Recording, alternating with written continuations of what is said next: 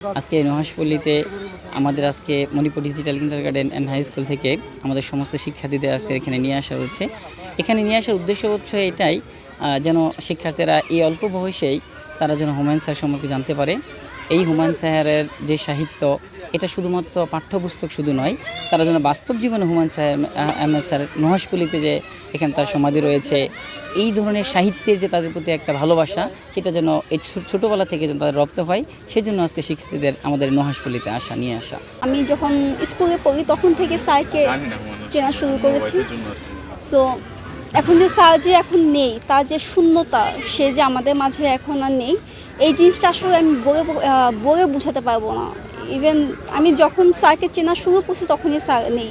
হুমায়ুন আহমেদ স্যারের স্মৃতিচারণ করতে আসা, ওনার বই পড়ে অনেক ভালো লাগা। আমার প্রথম বই পড়া শুরু হয় ওনার বই পড়ে, যেমন হিমুর হাতে কয়েকটি নীলপদ্ম, হিমু সমগ্র, তারপর মিসির আলী, সব চরিত্রই ভালো লাগে। এই জন্য ওনার যদি স্মৃতিচারণ করে বা ওনার এই মৃত্যুবার্ষিকীতে এসে বই পড়লে বা এখানে আসলে মনে হয় কি যে ওনার কাছে আসা, ওনার সান্নিধ্যে পাওয়া, এরকম একটা আনন্দ ফিল পাওয়া যায়। হুমায়ুন আহমেদ চলে গেছেন আজকে 14 বছর।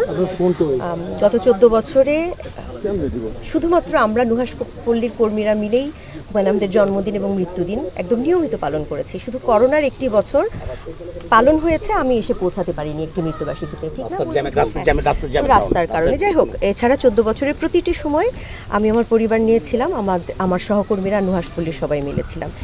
এর বাইরে সরকার, রাষ্ট্র, কারো কাছেই আমার কিছু চাওয়ার নাই, আগেও চাওয়ার ছিল না। হুমায়ুন আহমেদের জন্মবার্ষিকী বা ওনাকে নিয়ে কিছু পালন করবার আশা ছিল, এখন কোনো আশাও নাই, কোনো চাওয়া নাই কারো কাছে।